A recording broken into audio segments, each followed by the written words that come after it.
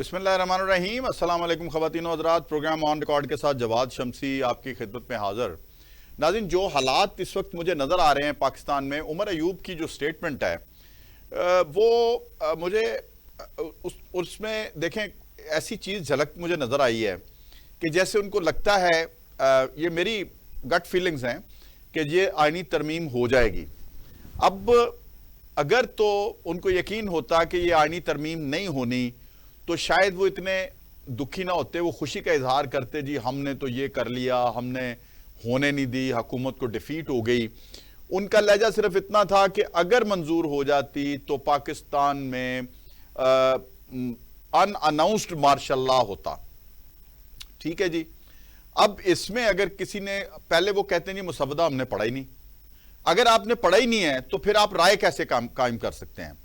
इस राय का कायम करना इस बात की दलील है कि उनको सब पता है कि अंदर अंदर खाते क्या हो रहा है। दूसरी तरफ हमने देखा है कि मौलाना फजलुर रहमान का जो रवैया है, या हमने दीगर जो लोग हैं उनका जो रवैया है, वो हमने जो देखा है, उस पर मुझे तशवीश है कि जी ये कैसे हो गया कि ये नामुमकिन बात थी कि अगर एस्टेब्लिशमेंट चाहे तो बिल मंजूर ना हो, और वगरना शायद ये नूरा कुश्ती हो सकती है मौलाना के साथ। मैं ये आज का प्रोग्राम आप रिकॉर्ड पे रखिएगा, ये बिल भी मंजूर होगा और तरामीम भी होंगी और आईनी पैकेज भी आएगा। दूसरी तरफ हमने देखा कि ख्वाजा आसफ ने कल एक प्रोग्राम में, हमारे बड़ा पॉपुलर प्रोग्राम है पाकिस्तान में, एक निजी टीवी का, वहां पे एक स्टेटमेंट दी उन्होंने, और उसमें उन्होंने जो कश्मीर की स्पेशल जो पोजीशन थी उसको मोदी ने जो चेंज किया था उसके हवाले से जो है वो उन्होंने बात की, और उसका जवाब आज मोदी ने दे दिया, और उस पर भी बात करेंगे। और कश्मीर में जो इलेक्शन है उसकी भी हम बात करेंगे कि वो किस हद तक, किस तरह से, और रिजल्ट्स किसके हक में आ रहे हैं, क्योंकि पहला मरहला हो चुका है और आगे जो है वो जारी सारी है मामला। आज के प्रोग्राम में मुझे ज्वाइन किया है इन तमाम मौजूआत पे बात करने के लिए मोहतरमा मैमूना हुसैन साहिबा, तर्जियाकार हैं। वेलकम करते हैं प्रोग्राम में। अस्सलाम वालेकुम मैमूना। वालेकुम अस्सलाम। मैमूना, एक तो वेलकम करते हैं प्रोग्राम में। मुझे बताइए कि इस वक्त आपको क्या लगता है कि आज की जो उमर अयूब की स्टेटमेंट है, उसके बाद जो है आपको आपने क्या राय कायम की है जो आपके सामने बात आई है? फर्स्टली उमर अयूब की स्टेटमेंट के ऊपर अगर हम बात करें तो इस वक्त जो उन्होंने स्टेटमेंट दी है, इससे इंटरनेशनली जो एक चीज पोर्ट्रेट हो रही है वो कि पहले तो है ये कि पाकिस्तान में पॉलिटिकल अदम इस्तेहकाम है, कि इस पॉलिटिकल इंस्टेबिलिटी को मजीद हवा देने वाली बात है। मामला ये है कि जब एक बोर्ड बना दिया गया, चाहे ओपोजिशन अरकान हो चाहे हुकूमती अरकान हो, उनको बैठ के वहां पे मामलात को हल करना चाहिए, बजाय इसके कि इस किस्म के स्टेटमेंट दिए जाए। इस किस्म के स्टेटमेंट जो है वो हुकूमती अरकान को तो उनसे कोई फर्क नहीं पड़ता, मगर ये स्टेटमेंट मुल्की मैशियत के ऊपर बहुत असरअंदाज होते हैं। और चूंकि आपको पता है कि पहले पॉलिटिकल इंस्टेबिलिटी की वजह से हमारे यहाँ पे इन्वेस्टर्स नहीं आ रहे हैं, जिसकी वजह से हमारी मैशियत कोलैप्स कर रही है। बार बार हम लोग इस बात को कर रहे हैं, अपने प्रोग्राम्स में भी डिस्कस कर रहे हैं। और बात अगर हम करें आईनी तरमीम की, तो उसमें कुछ फैक्ट्स हैं जो कि बहुत ज्यादा असरअंदाज हो रहे हैं, और इन आईनी तरमीम के ऊपर पॉलिटिकल फिगर्स जो हैं बहुत ज्यादा असरअंदाज होंगी। चूंकि इसकी डिटेल और एलिमेंट्स जो हैं वो भी मैं बताना चाहूंगी पब्लिकली कि इसमें जो फैक्ट्स हैं और उसके कॉन्सिक्वेंसेस क्या होंगे, कि अदलिया के निजाम में तब्दीली आएगी, जजों की तकर्री के तरीकेकार को तब्दील किया जाएगा, जिसमें अदलिया में हुकूमत का असर रसूख यानी बढ़ जाएगा, और पार्लियामेंट्री अरकान जो है वही चीफ जस्टिस या चीफ ऑफ आर्मी स्टाफ की तकर्री या तस्सीह या दोबारा तकर्री जो है आर्टिकल 243 के तहत जो है वो करेंगे। ये तो 26वीं आईनी तरमीम है।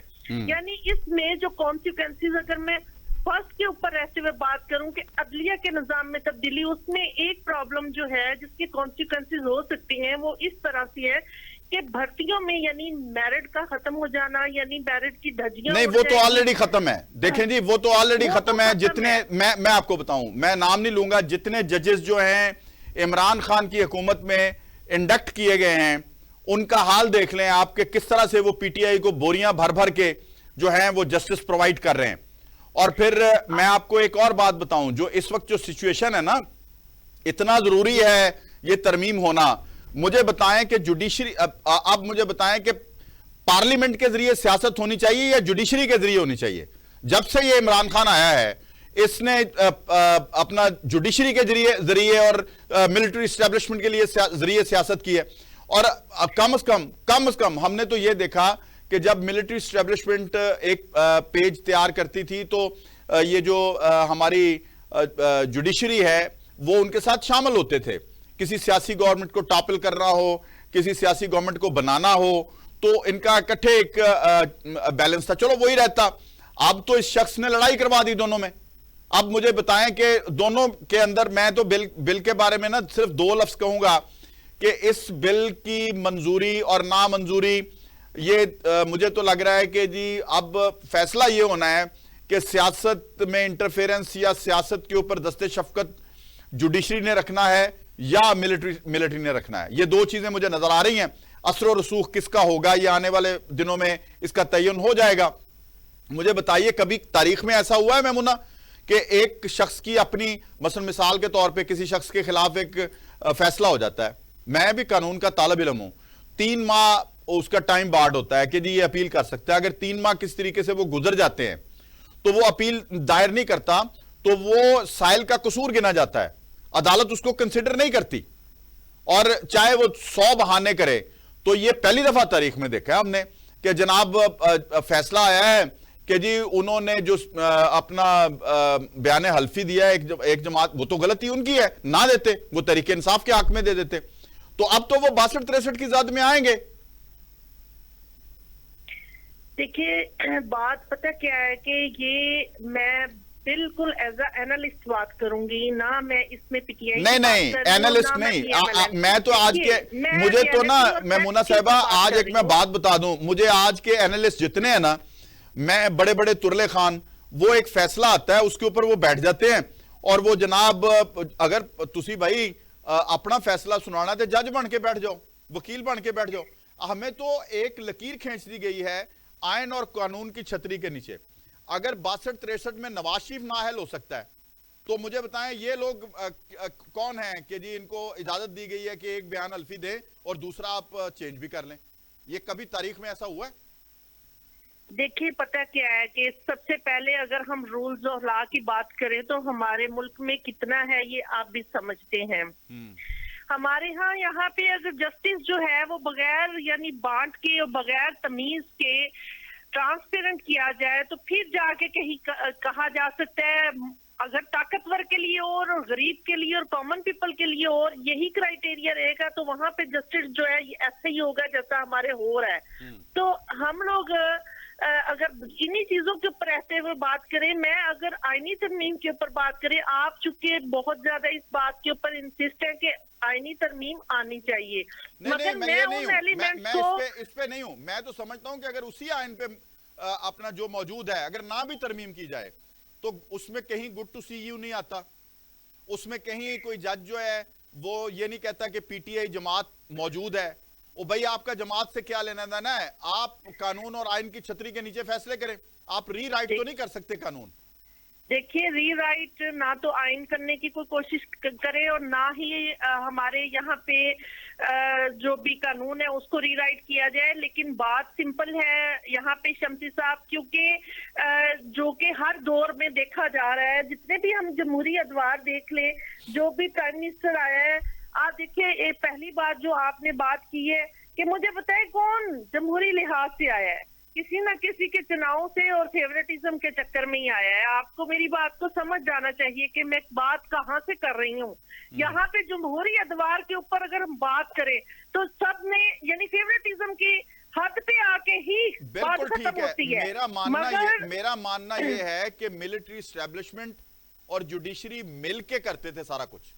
अब ये नई लड़ाई शुरू हो गई है अब ये नई अब लड़ाई कौन इन दो इदारों के बीच हो गई है। सियासत पे कौन राज करेगा, ये फैसला होना है बस। चूंकि इस वक्त ये जो तरमीम है लाई जा रही है, इसकी बेसिक रीजन जो है, दो चीजें समझ में आ रही हैं जिसकी वजह से ये तरमीम आ रही हैं। ये मैं आपको कंक्लूजन बता रही हूँ, इसके कॉन्सिक्वेंसेस नहीं बता रही हूँ। यानी एक तो जो सीट्स एलोकेट हुई हैं उसकी वजह से, जो कि एक हुकूमती जमात इस वक्त ये बात बयान कर रही है कि अरकाने असम्बली का जो खुद मुख्तारी है उसको बरकरार रखना चाहिए, उसको बरकरार रखने के लिए ये तरमीम लाई जा रही है। और इसमें जो फैक्ट्स है, इसमें अगर जस्टिस की बात करें, जो कि बात पीपल्स पार्टी ने भी की है, बिलावल भुट्टो का भी स्टेटमेंट है कि हमारे यहाँ पे अवाम को फौरी इंसाफ मिलेगा, ये अवामी मफाद के लिए है। बट शमसी साहब, इसको अगर डीपली हम लोग मुआवजा करते हुए बात करें और इसके तमाम एलिमेंट्स को बगौर जायजा लेते हुए अगर बात करें, तो पॉलिटिकल इन्फ्लुएंस जो है ऑलरेडी हमारे इदारों पे है। इसमें मजीद पॉलिटिकल इन्फ्लुएंस जो है मैं कहती हूँ इंक्रीज हो जाएगा। है कि अब सियासतदानों को भी फैसला कर लेना चाहिए कि इमरान खान ने एक रिवाज डाला है यहाँ पे कि वो सुप्रीम कोर्ट के जरिए सियासत कर रहा है पाकिस्तान के अंदर। ये तो आप भी जानती हैं। यहाँ पे सुप्रीम कोर्ट का जो इशू है ना, मैं वही तो बता रही हूँ। यहाँ पे आपने शायद आज देखा हो कि ये तरमीम का जो समराइज करते हुए मैंने बयान किया है, उसकी रीजन ये है। कभी खान साहब के सियासत में आने से पहले आपने कभी किसी सियासी लीडर की स्टेटमेंट सुनी थी कि जी 6 महीने बाद हमारा जज आ रहा है, वो नवाज शरीफ को ये कर देगा? और वो जावेद आशमी ने वो सारा कलई खोल के रख दी थी कि जी खान साहब ने निजी महफिल में एक में कहा था कि जी इस तरह वो जज आएगा, वो मुझे बुलाएगा, मैं उसको जनाब एप्लीकेशन दूंगा और उसमें नवाज शरीफ नाअहल होगा। मुझे बताएं कि उस वक्त से ये सिलसिला जारी है कि सियासतदान ये कहते हैं जी हुण साडा जज आ गया, वो कहते हैं जी हुण साडा जज आ गया। शमसी साहब, इसकी एक बहुत बड़ी इस वक्त मजीद पॉलिटिकल इंस्टेबिलिटी का खदशा है। इसमें नो डाउट के बहुत सारे चांसेस हो गए हैं, क्योंकि इत्तेहादी जमात 2 दिन 3 दिन पहले तक हुकूमती जमात के साथ बैठने को रेडी नहीं थी कि हम इस तरमीम के हक में नहीं है। बट अब जो सिनेरियो है वो चेंज हो गया है। उसमें पीपीपी जो है वो यही, उनका भी यही मौकफ है कि, और मौलाना फजलुर रहमान से भी उनकी मुलाकातें हो रही हैं। और फिर सबसे अहम बात, वकला तहरीक जो शुरू हो रही है। अब यहाँ पे एक तरफ सुप्रीम कोर्ट, दूसरी तरफ हमारा मिलिट्री इदारा और तीसरी तरफ हमारी जमहूरियत और पार्लियामेंटेरियंस, ये जब कोलैप्स करेंगे तो डेफिनेट मुल्क की जो सियासी पॉलिटिकल स्टेबिलिटी है वो कोलैप्स कर जाएगी। हम यहाँ पे इकोनॉमिकली कोलैप्स पहले कर चुके हैं, वो खतरे में पड़ जाएगी। हाँ जी। और फिर इसमें जो सियासी दबाव है, उस सियासी दबाव में अगर वकला की तहरीक को भी हमायत मिल जाती है तो हुकूमती जमात को इस तरमीम पे नजरसानी करने का सोचना पड़ेगा। और फिर जी बहुत बहुत शुक्रिया, बहुत बहुत शुक्रिया। मैमुना हुसैन हमारे साथ मौजूद थी। और नाज़रीन, यकीनन उनकी बातें अपनी जगह पे, लेकिन दुख ये होता है कि हमारे इदारे को सियासतदानों ने अपने मफादात के लिए सियासत की नजर कर दिया है। खुदारा वो इदारे जो इस मुल्क में काम कर रहे हैं, मिलिट्री इस्टेब्लिशमेंट जो है वो अपनी खिदमात सर अंजाम दे रही है, शहादतें दे रहे हैं, और खुदारा मैं इनको कहता हूं सियासतदानों को कि रोज नित नए आप बहाने ढूंढ के उनके खिलाफ बातें करते हैं। दूसरी तरफ हमारी जुडिशरी को भी अब यह होना चाहिए कि जमातों का नाम ले लेके इस तरह के मामलात को आगे बढ़ाना, यह भी एक सवालिया क्वेश्चन मार्क तो है ना। मैं तो इस पर क्या राय दे सकता हूं। छोटा सा ब्रेक है, ब्रेक के बाद वापस आते हैं और मजीद प्रोग्राम को आगे बढ़ाएंगे। मेरे साथ रहिए।